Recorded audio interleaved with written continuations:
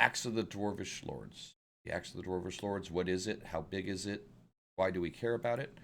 We're sitting here looking at Axe of the Dwarvish Lords for 5th edition as the artifact weapon, the artifact item. And how do we use that? Are we using that in our campaigns? Maybe we are, maybe we're not. I'm really not sure. That's up to each of you individuals to decide. But more than that, we're looking at the OG print module, 2nd edition, Axe of the Dwarvish Lords. This is published in '99. DMGeezerjim here, continuing along in my classic module series here. First and foremost, it's going to tell you right out the gate, goblins, goblins, and more goblins. Using this module is using the goblinoid races, goblins, hobgoblins, bugbears, and their associated allies as the center point of your encounters. There are some dragons, there's some bigger stuff deeper in there, so to speak. This is a pretty high-level module, but it tells you first and foremost, this is a long-term campaign, and most of your enemies are going to be goblins. It gives some additional rules for volleyed missile fire, for example, because you're using 20, 30, 40 goblins at a time in 2nd edition. That does not carry over for 5th edition, although 5th edition characters are powerhouses in comparison to 1st, 2nd edition characters. The fact is, the action economy will doom your characters. So these might be some things that you can use as a dungeon master to give the larger scope of combat. Now, there are some rules given in the 5th edition Dungeon Master's Guide in regards to handling the scale of combat. If you want to have, 10 orcs on one and 10 orcs on one PC, for example, there's some basic math. And I think in conjunction with this system, number one, it gives you some tactics that large parties of goblins will use, and it gives you some rules to resolve them. Keep in mind, these are all in 2nd edition terms, so you're going to have to do a little bit of finagling. Take the ideas from this. If you're playing in 5th edition, look at the principles that are in the Dungeon Master's Guide in regards to large-scale combat, and take some of the ideas that are listed here and maybe find a middle ground. You're going to have to do some homebrewing, or you're going to have to do a lot of encounter, more so than necessary. First and foremost, you're going to do a lot of encounter downsizing if you use this module, because again, the scale of combat is lots of enemies against the party. They're cutting their way through and wading through the goblin hordes. Think of the scenes in Lord of the Rings when they're down in the mines of Mordor, that kind of thing. Because actually the culmination of the adventure is the retaking of an ancient forge dedicated to the god of Moradin. So first and foremost, let me find the levels for this. They're usually pretty good about telling us the level need for the party. This is a long module, so I would actually more lean into the idea that maybe you convert this to a campaign, work your way up into it. One of the cool things about this, you get a lot of dwarven history as part of the campaign. If you're lacking in dwarven lore, it kind of gives you some fun stuff about it. Now, one of the most useful things about this book for a dungeon master, and this type of module in particular, it was released, the Tome series, they're setting agnostic, meaning they're not built to be in a particular one of the settings. At this point in time, you had Mystara, you had Forgotten Realms, you had Krynn, you had Oerth going on for Greyhawk. You had a number of homebrew rules. You had Red Steel. You had Birthright. You had Athos for the Dark Sun. On and on and on. There was at least 9 published campaign settings that were, and that's not even including Planescape, Spelljammer in that count. So let me get down. So one of the cool things about this, obviously, first and foremost, it gives you a selection of different goblins. You'll have to translate those into 5th edition. Most of these will scale upwards in the same way, in the essence that a goblin in 5th is a goblin in 1st, regards to the balanced difficulty. So prepare yourself, pull up some extra player stat cards. Honestly, you don't even need to go as far as homebrewing. You could just use a veteran stat card and call it a goblin. You could use a swashbuckler and call it a goblin. You have a plethora of humanoid non-player character stat cards that are given in 5th edition. You just skin them as goblins and hobgoblins and bugbear, and most of your work is done. Even they have clerics and witch doctors. You look at the shaman, and the lizardman shaman would be a good one there, etc., etc. A little bit of perusing through the 5th edition monstrous compendiums will give you enough to work with flavoring the goblins. So first thing you got to understand is most of what you're dealing with is goblins. There's a large section that's talking about the actual acts of the Dwarvish Lords. It's way more potent, way more powerful in regards to first edition, second edition than it was in fifth edition. We're sitting here looking at almost 6 pages about the axe, okay? Once again, you have the axe of the Dwarvish Lords in fifth edition. It's not as fleshed out, so you get a lot of information from this module called Axe of the Dwarvish Lords.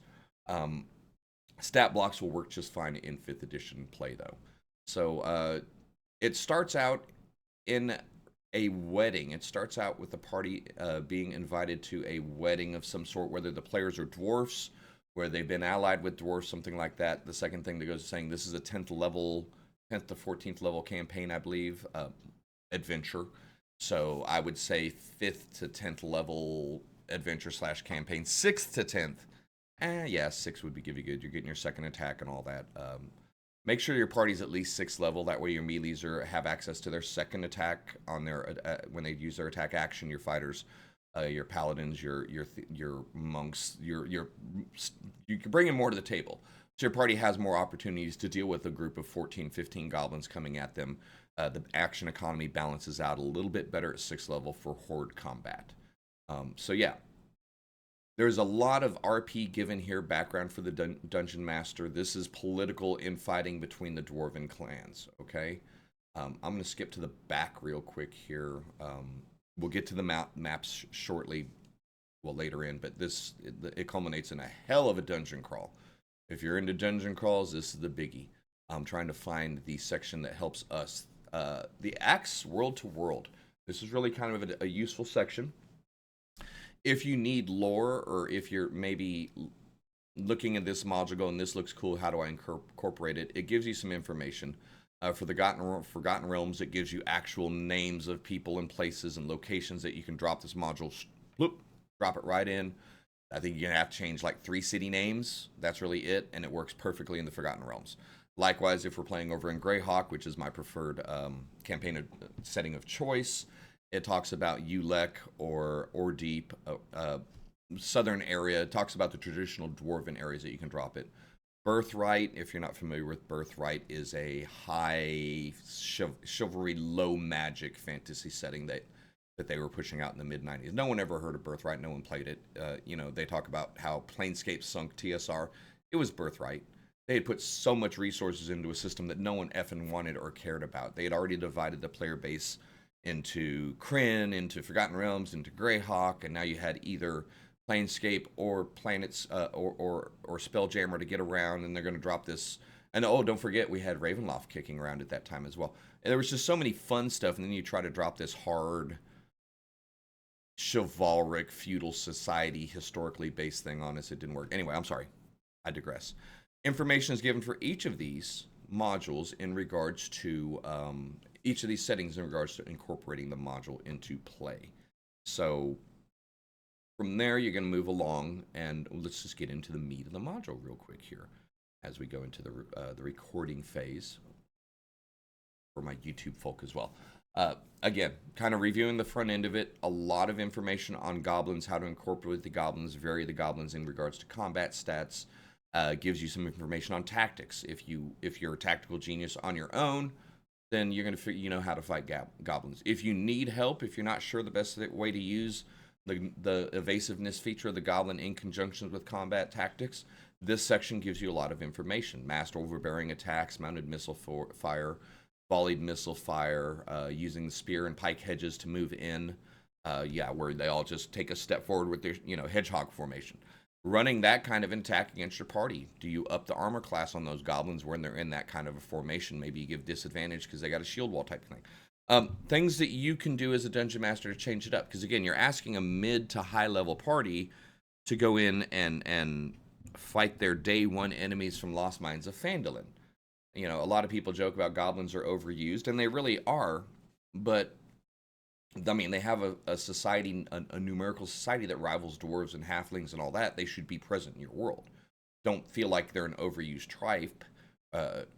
Rather, learn how to use them and maximize their ability as a viable enemy.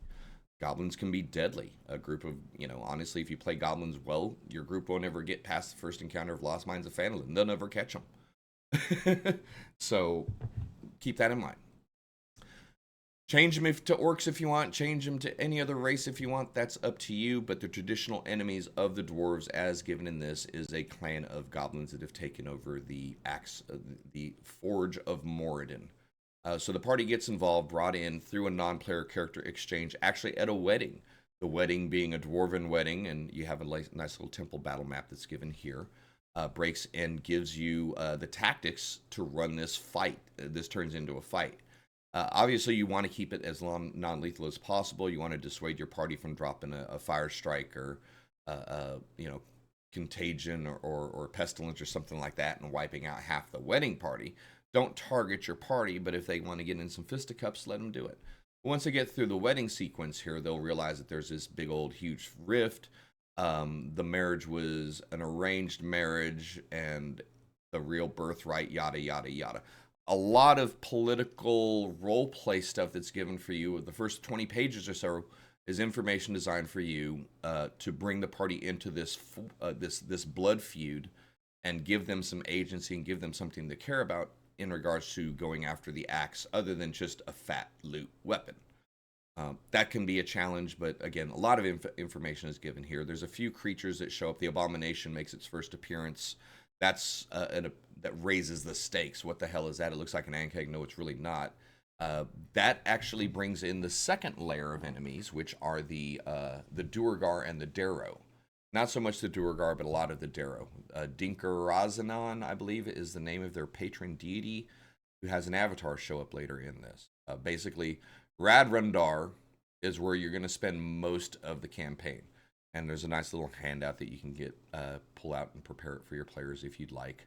But you're going to take Radrundar here and place it in. Again, you're looking at this. It's a pretty generic area. You're just looking for a mountain area with a lake next to it. You don't have to have a gigantic reservoir. You can make a nice little small lake. One of the beauties of this module series this adventure is it drops into any campaign. You're not limited to playing in Forgotten Realms. You can bring this into your own homebrew. If you need to flesh out and to add some value to your world in regards to some dwarves, this might be a great place to start it. If you have a dwarven heavy party and you're trying to figure out why would a bunch of dwarves go adventuring, well, obviously for pillaging and mining, but this is a cool adventure if you want to give some love to your dwarves. If you want to really make a dwarven centric campaign, this is going to provide a lot of the bare bones for it.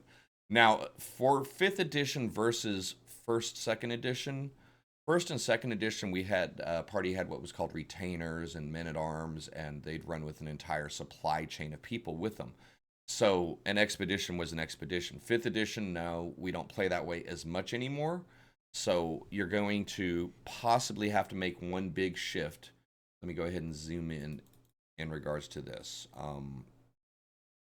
One of the main issues here is, again, back in the day, we played 1st edition, 2nd edition. It was expedition-based gameplay. Your party was preparing to go out into this mountain for a month to 3 months of adventure. That was just part of the game. That was a large part of how it worked then.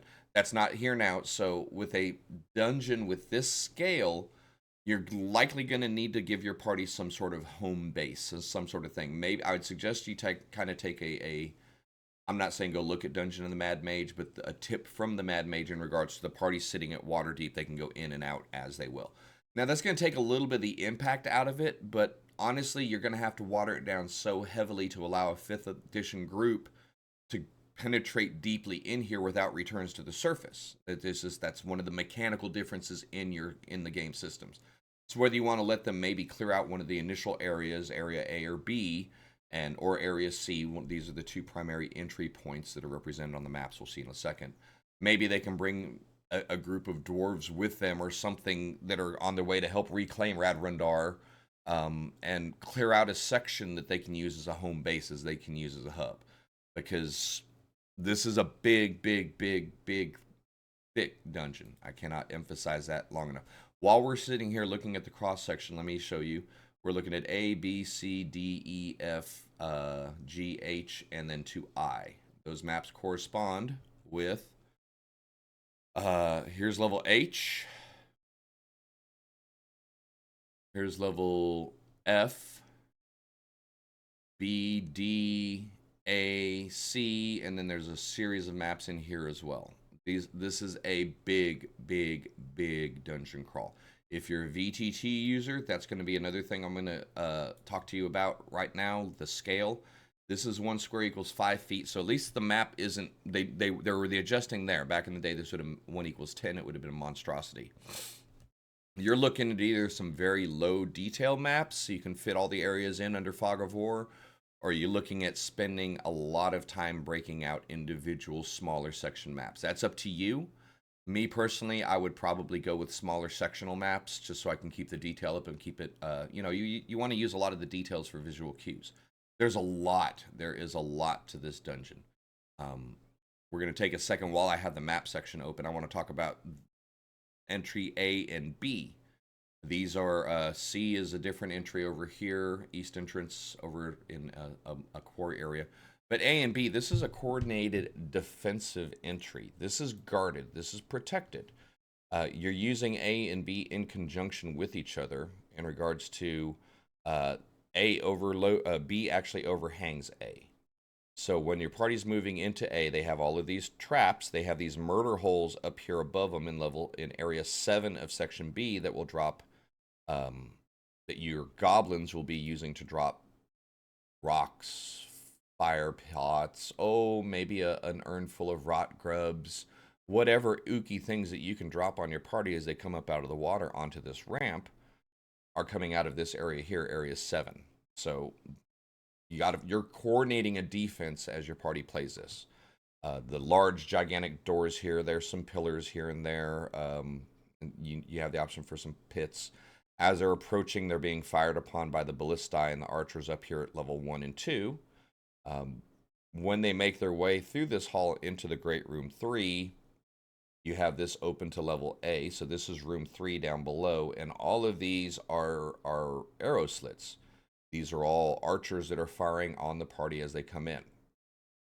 They've got to go through all of that before they can get in. So yeah, there's a lot of detail that goes into this map. There's a lot of detail that runs into this encounter. We're looking over here at B.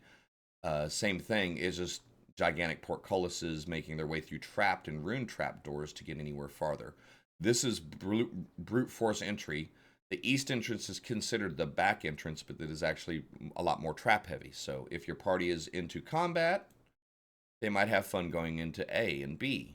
If your party doesn't ever look for traps and all of that, but they're good at fighting, use A. If your party's into the puzzle, the sneaky sneakies, use B, or C, excuse me. Give them the opportunity. Now D runs above, and this is what connects the areas here to the rest of the map. So this is an area that's selected down here. This actually sits above. Okay, we with me so far here? Hopefully so. And then you're connecting to the main level, the large, gigantic halls, a huge amphitheater arena type of a combat section here, the great dwarven forges and all the piles of debris and all that, the kilns and the coal pits and all of that here. It's a neat map. It's very, very well detailed. You have an ambush coming in this is from area C coming into the main hall, by the way. 4 goes to C, and as they come in, oh look, pit trap, pit trap, pit traps, firing slits, firing slits, firing slits, yada, yada, yada. So no matter what your party's approach is, you as a dungeon master are going to have to be prepared for an armed resistance, running a running skirmish battle with a group of thousands of goblins, not thousands, probably hundreds of combatants that have taken over these mines and made them their own. Now the lower level here is all haunted.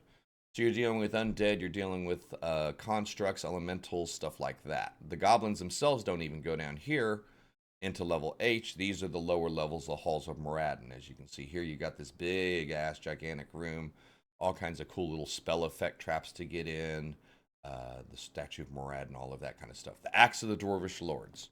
That's what we're sitting here looking at. This is the high detail map for it. So, I mean, I think it's kind of fitting that if you're going into a dwarven map, it goes without saying you're going underground.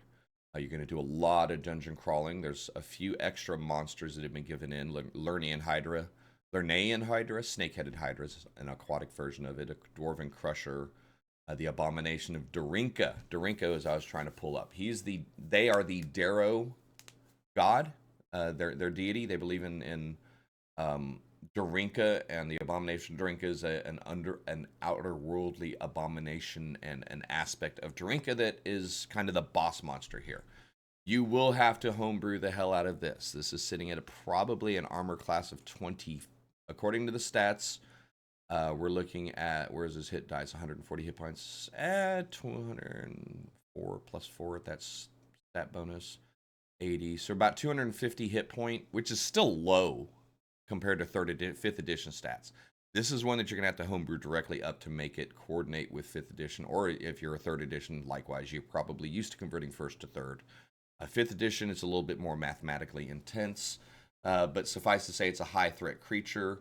6 attacks, immune to all kinds of stuff, regeneration, spell turning abilities, things like that. So definitely the Abomination of Dorinka is a homebrew feature, so you have to look at. But I'll bet that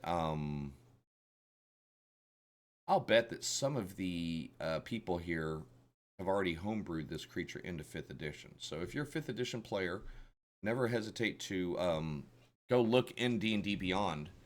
Someone has probably brought it up by then in the homebrew aspect. If you're any other edition, it is what it is. You know, you have to make your stuff work there.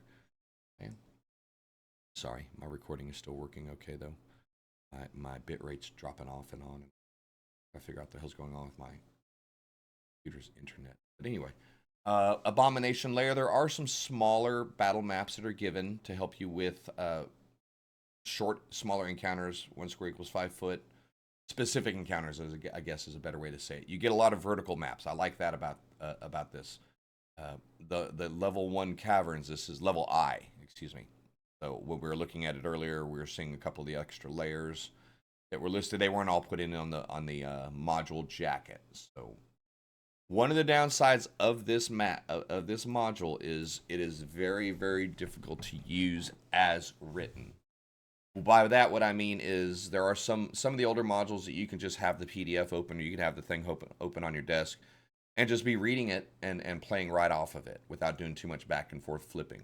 They're either short enough to memorize, or they're written well enough or linear enough to where you can just go page 1 to page 12 to page 15. This is not one of those modules. This is definitely something that if you're wanting to run, you're going to have to put some work into it. You do have all the nice, awesome little shaded box texts, the verbal descriptions. So I'm not saying ignore the module. You're going to have to probably put a lot of stuff on notes. You'll be running, I would suggest getting the digital version of it and keeping 2 or 3 copies of it open.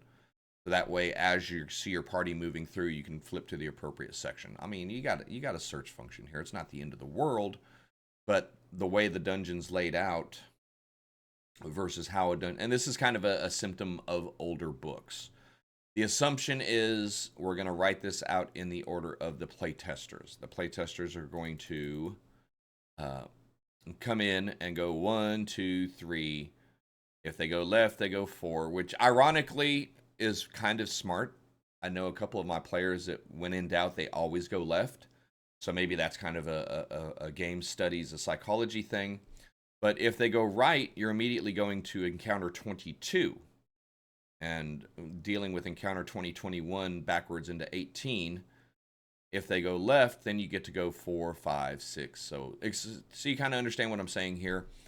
The hope is the hope doesn't exist. The parties never. Odds are the parties never gonna go with the keyed numbers in regards to the sequence of those. So that's what I'm trying to say. Is this is a tough book to flip back and forth as you use it with. You're gonna. I mean, you have to keep a couple copies of it open just so you can be prepared on that.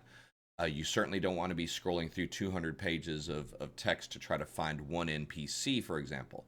If there's a key point encounter, make sure that you've got that written up and set up ready to go, whether it's index cards, whether it's a spreadsheet, whether it's D&D Beyond encounter. Be prepared with what you need, because you really don't want to have to be, that kills the moment where you're like, okay, hold on a second. I've got to flip back over here and pull this number up and then find that guy over on this page and over on this page. You don't want to be scrolling around and go, okay, you guys are in level H, lower level 2D. 182, 262, 266, 268 goblins in hold on, guys. So this is what I'm talking about in regards to preparations when shifting it for 5th edition. There's a lot of big stuff. And honestly, in 1st edition, 2nd edition, any edition, if you're not reading through this kind of stuff, this is edition agnostic advice. Read through your modules, read the manual, read through it at least once so you can understand where it's going. You're not going to need to memorize it. Your job is not to memorize everything. Your job is to acknowledge it under the concept is information synthesis. We're taking numerous pieces of stuff from whether it's numerous editions, rule books, modules, adventures, plus our players' input, plus our players' backstory, plus the overreaching kind of a plot, and we're taking all of this and putting out a project. We're synthesizing something for them out of a bunch of disparate plot parts, okay? That's no different here. You need to understand the flow of the adventure in regards to the first 40 pages. The first 40 pages tell you about what's going on in regards to the politics, the who, what, when, and why. The where is the last 170 pages of this book. The where is getting all the way down into getting into the defenses of this gigantic dungeon. So I cannot stress enough, it is a fight, it is a crawl. If you're looking for a dungeon crawl, your group's wanting just to go bang, we want to get into a mountain and we want to spend 6 months of sessions in the same thing, I cannot recommend Axe of the Dwarvish Lords highly enough. Okay?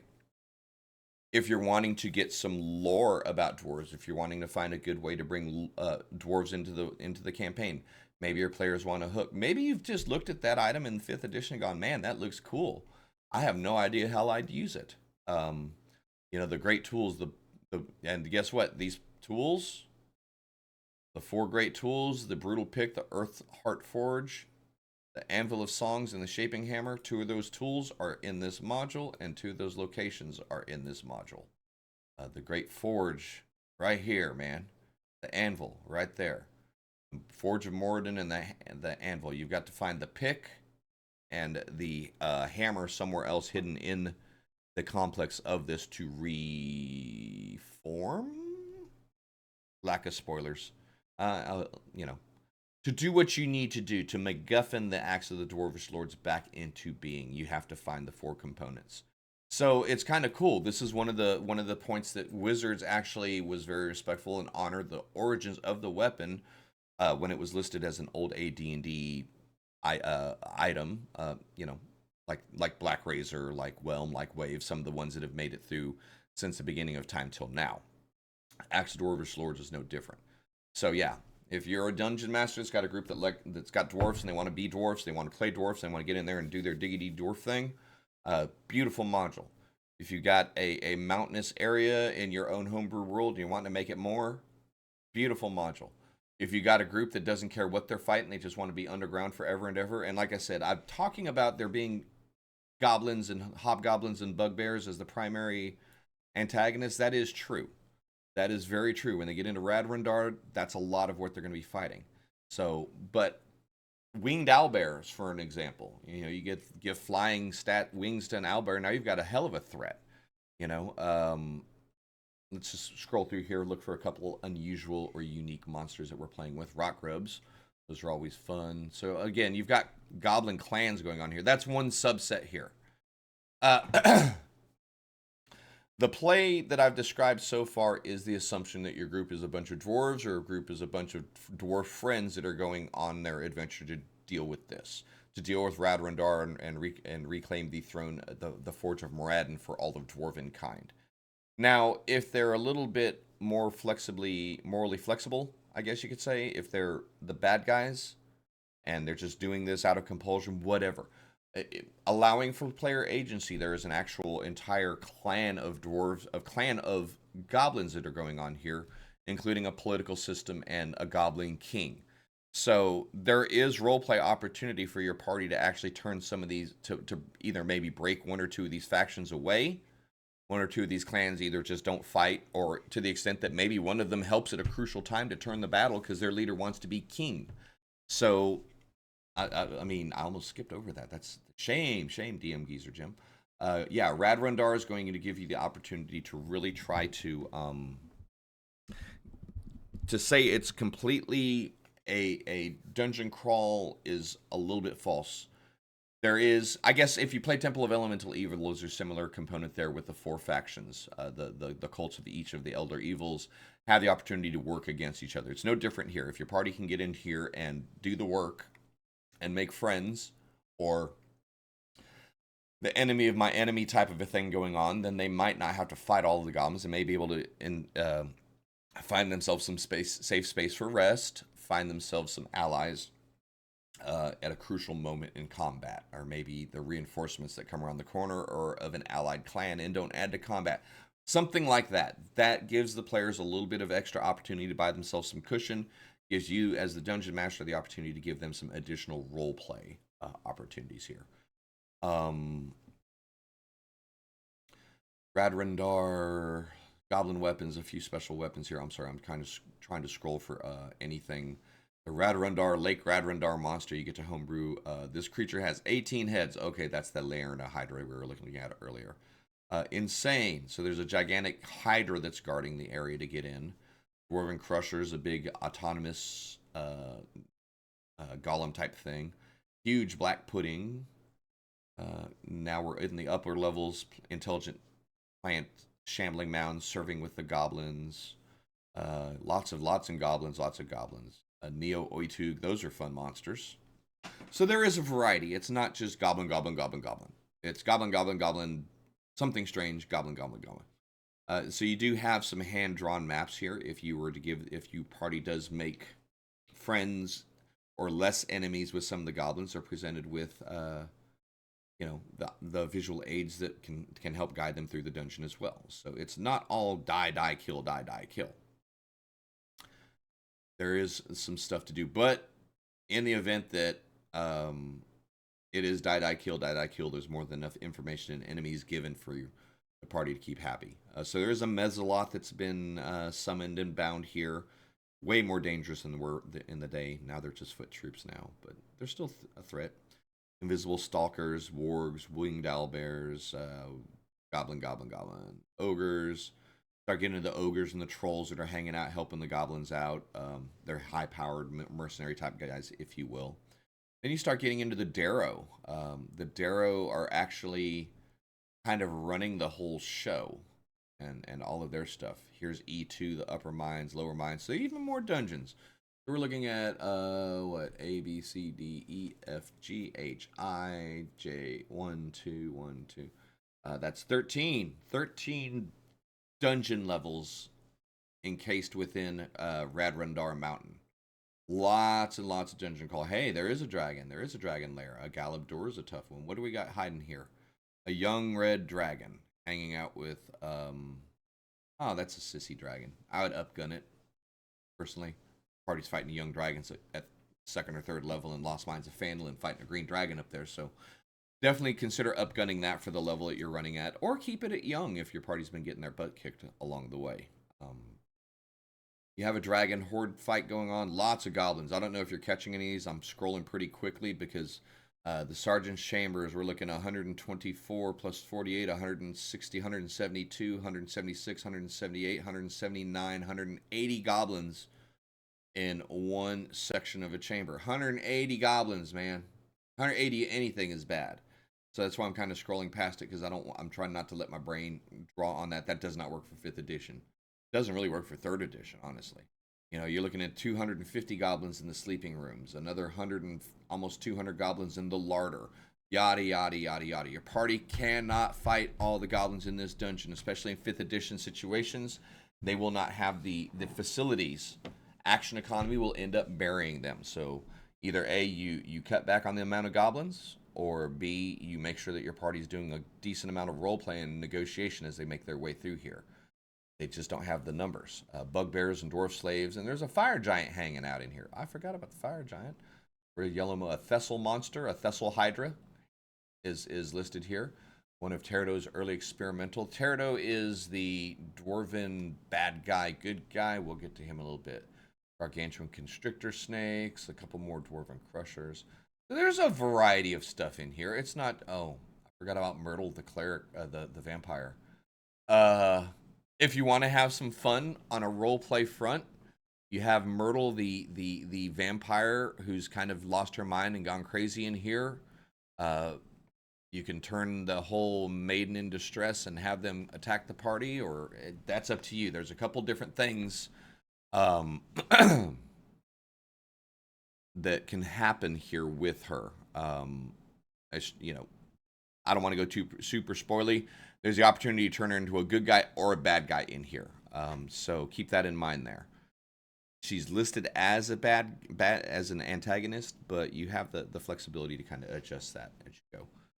So what else do we got going here? The Werebear, the Wereboars, the Powerhouse. Oh, there's gee, we just didn't see it. Big old freaking lava fueled, steam driven energy for the entire operation. Pretty cool.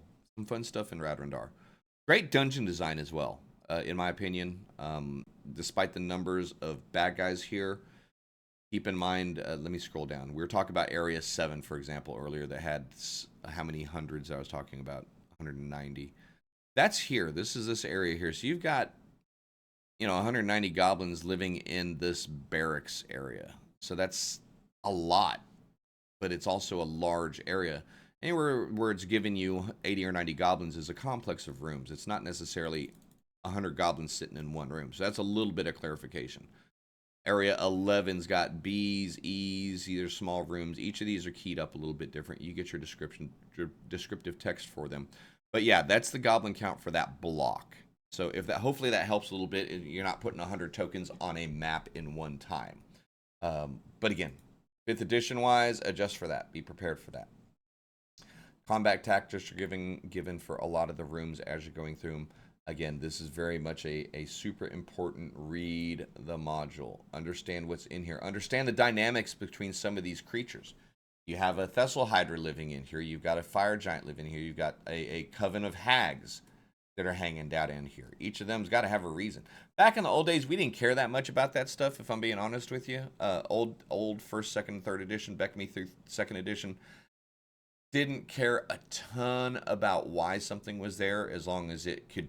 Did it have food? Did it have water? Did it have air? Did it have a lair? Okay. If it fit those 4 premises, it could fit into a dungeon. So you had a lot of variety in creatures. Now, we're a little bit more sensitive to that in 5th edition. You've got a giant and a brown mold and the abomination of Derzinka that shows up here for a fight.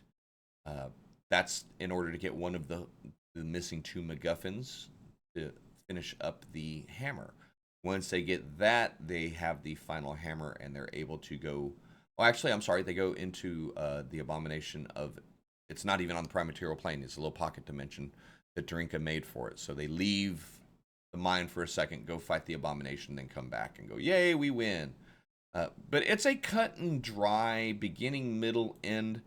Despite its vastness, I do appreciate this dungeon design in the fact it's not like Dungeon of the Mad Mage or Castle Greyhawk, the Ruins of Castle Greyhawk, where it's 25 to 29 levels of just insanity that go on forever that have no real reason unless you do all 29. I'm going to caveat that with a couple statements. We're talking about this one for right now. For example, East Entrance, West Entrance, your party's not going to use both of these. They're going to use one or the other, so that's going to cut down on your prep time on that. I mean, obviously, you're going to be prepared for both. But once they come through one, they really won't encounter the other one. They come through C, they'll be going into, well, let's go to the cross-section of the map one more time just so you can kind of visualize what I'm talking about here. Where we go. See, someday I'm going to get really fancy and prep out in advance and pull little snips of these things up. I don't know the legality of that. I think I'm allowed to review a product like this, but I don't know that I'm able to take it apart and I'm going to try it next time. It'll be a little more informative. Okay, so when they come through C, they're either connecting to D or F. They don't ever connect to B or A. If they come through A or B, they have to go up to B to connect to D. Okay, so coming through A or B, obviously they're not necessarily, you don't have to prepare every single room and every single encounter of this in a VTT setting. You can if you want. That's expanding this from a really cool adventure to a really cool campaign. Maybe you take this chunk of text here, and instead of doing it as a single adventure, it's a full campaign. Cut down on some of the numbers. Maybe there's some surrounding orc camps that are joining, orc mercenaries that are joining, or human mercenaries that are joining up with these this powerful clan of goblins in Radrundar. Drop Radrundar wherever you want. Your party can start at level 1, hacking and slashing their way through the lower ranks, getting up to 5 and 6 and starting to lead expeditions. Instead of being just an expedition. And I'm not saying anything original here. The information is given in this adventure to support this gameplay as well. That it's not just about getting the axe. It's about potentially reclaiming the mountain as a home for all of dwarven kind and turning this one adventure into a long-term campaign. So that option exists here as well. It's a, I picked it up. Honestly, I didn't run it back in the day. I remember looking at it because it was a big old fat thick thing, but we weren't really into dwarves. I didn't have a lot of dwarven players, during that time period. So it didn't have a direct appeal to me as a dungeon master at that time. But now here I'm looking at it, 20 plus years later, in light of a different thing. And, first and foremost, I'm a believer that all content is good content. Even if all I'm doing is pulling sections out of this is a really cool module. So yeah, in depth, it's a lot of information. It's thick. It gives you plenty of setting of setting up the adventure without requiring a dramatic, huge shift in your campaign and your paradigm. There is no monstrous big bad end guy in this, in the essence that it's threatening all of the world. That's one of the things that we've kind of gotten into the habit of in 5th edition. Every module has to have someone threatening the planet we're living on, otherwise it wasn't worth playing. I say no. I disagree with that. It's okay to have a big, long, fun adventure that doesn't necessarily affect the outcome of the entire world. This is a great example of one. You can start your party at level 1, and honestly, without anything other than this module, I think there is enough content for even a new dungeon master. Well, no, a new dungeon master, there's a lot of translations. A moderately experienced dungeon master, sit down with this thing for an evening, get you a cup of coffee, get you a couple num-nums, and read through it. And your brain's going to go racing. You're going to be like, ooh, this is cool. Ooh, I would love to do that. And when you start looking into the dungeon itself, the map, the dungeon design, the flow of the traps, the flow of the encounters, it's a very well put together dungeon. The focus on the defensible portions of it versus the work portions of it versus the residential portions of it, because it's not just a dungeon. This is a dwarven church, I think, is the better way to say it. It's not necessarily a full-blown dwarven city. That'd be much larger than this, but this is a holy temple to Moradin back in the day. Been lost to time until recently. So why wouldn't every dwarf worth their salt want to come reclaim this, right? So, that's how you compose it for your party. If their party pisses off, however you need to stage your party up for it. Number one, there's a few good hooks that were given at the beginning, but use your imagination as well. There's enough flexibility given in this to where you can put your own storyline and your own hook for pushing your party into this. That's one of the pluses of the Axe of the Dwarvish Lords as a product. This thing doesn't say you have to do this, you have to talk to that person, you have to go here, you have to go there. This is a product that is, here's a pile of information, here's some names, here's a cool mountain, here's some map. Have fun putting it in your own world. And man, as a dungeon master, I love those kinds of products. We can make it bigger. Maybe the Abomination, if you have to have that for your party, maybe the Abomination of Drink is gaining form and coalescing, is being powered by some portals, that some demon princes are channeling their shit into, and then you can bring in Demogorgon and Beelzebub, and if you have a big old, I don't care. You couldn't say Demogorgon and Beelzebub. That's a demon and a devil. But you get my drift. You can take the Abomination of Dorinka and ratchet it up a couple notches, add a couple more NPCs of your own choosing. Maybe you've got your own favorite BBEG that needs to. They're just looking for the puppet to dangle. So that would be a great source for that. If you've got a villain without a mission. You've got a villain without a world to threaten. Well, as long as you can tie him into an underground setting and kicking a bunch of dwarves out of their homes, you've got a perfect campaign to build up to that big bad. You want a fun adventure and you don't want to end the world, you've got a great adventure to do that. You're just getting the pieces for the axe and bringing it back to the rightful heir of the Dwarven Kingdom. Yay. If you want something more than that, you've got a big old mountain dedicated to Moradin that's been infested by goblins for hundreds and hundreds of years, and it's time to clean that scum out, and we're going to do a long-term campaign and do that. All of the tools for those campaigns, the 3 different campaigns I just described, are in this book and more. So you take this older module, again published in 1999, written by Skip Williams. Lots of cool. The maps are inside. Todd Gamble, Dennis Kauth. Beautiful maps. Some of my favorite maps that I've seen for a dungeon. Yeah, I'm gonna go ahead and close out the recording here as we talk about. The keys are great. It tells you what you need to do. If you're redrawing these as a virtual tabletop, a lot of the mystery is taken out for you. The gray box detection. I'll scroll up 1 second. I apologize. I know back and forth, but each of the sections that are described well give you the visual cues, or give you, in addition to giving your party some mind's eye theater of mind visualization, it gives you some tools to set up your VTTs. You can get into more detail going in a room by room description and make sure that the details of the map reflect what's being read off to the party as well. You can leave a completely open blank slate room if you're sitting there playing at home. I've been talking a lot of virtual tabletop, and I do apologize. If you're a guy sitting at home with the dry erase board, this is a perfect module for you. Perfect module for you. Other than this big gigantic room here at the end of Moradin and the arena, most of these things are 25 foot by 15, 20 by 25 foot, quick easy squares to draw out, drop your Legos on, drop your tokens out, whatever. The map layouts are strong enough to fit with virtual tabletop. They're strong enough to fit with a real face-to-face tabletop. The descriptions of the rooms are good enough for theater of the mind.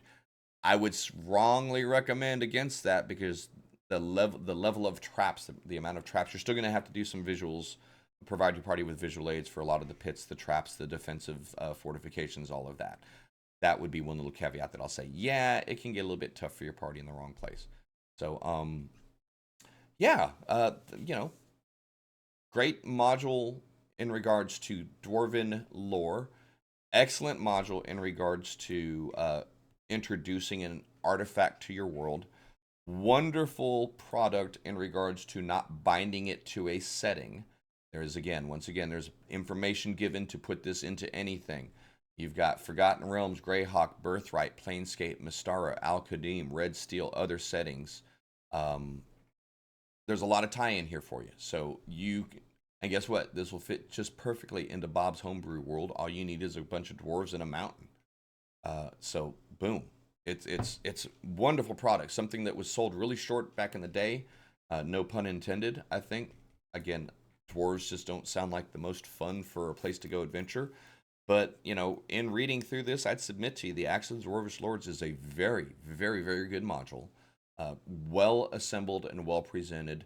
It is going to be some work to play through it. It is going to be a lot of preparation work to make sure that you are, you're ready to put your party into it. Make sure your party's engaged and in the moment and, enjoying the encounters. It is combat heavy. It is trap and puzzle heavy. But there is some role play. I'd probably say it's 40% combat, 30% trap and exploration. Exploration being, do you want to go 100 foot down that hallway or 100 foot down that hallway? And then 20-ish%, maybe 30%, probably 20% RP. A little bit RP at the top of it, getting the ball rolling, and the potential for dialogue with the goblin tribes once your party gets deep into it. Administrative caveats, I kind of talked about them a little bit earlier. You're going to have to figure out some sort of rest system for 5th edition players. Short rest, long rest. 5th edition logistics do not support long-term dungeon delves. It's just the game's not about it. The balancing and nothing was built for that. So you're going to have to make some logistical adjustments, whether it's a friendly dwarven camp out on the outside, whether some other mercenaries came with them and they're holding the front room and keeping it protected for the party. You have to make sure it makes sense. You guys saw the numbers. There's thousands and thousands of goblins living in this temple. You can't necessarily have a little campfire sitting on the corner and not expect 100 of these goblins to come roll out hard. So make sure that you're keeping that into account for your party's long rest, short rest mechanics. Well, we'll just take a short rest. That's still an hour undisturbed. If you're walking into a goblin city, you're not going to get an hour undisturbed.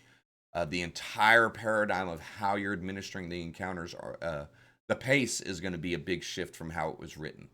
So that's one of the planning things I'm going to talk about. Again, the mapping, beautiful maps, wonderful maps. Great for theater of the mind.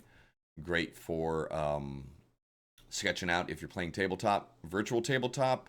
You can do a lot of prep work. But odds are, man, we're so far into this, you could probably go to DM's Guild or Etsy and Google up a set of maps if you're hell-bent on this, running this. Now, your mileage is going to vary. A lot of times they're adaptations. I do take commissions. Wink, wink. If you ever wanted to contact me, I could certainly map this out into VTT mode. But again, that would depend on your taste. You know, my mapping software is strong enough to make this entire first level and run it out as a PNG through the mapping in editorial. You're not fitting this on Roll20. You're not fitting this on Owlbear Rodeo unless it looks ugly as sin.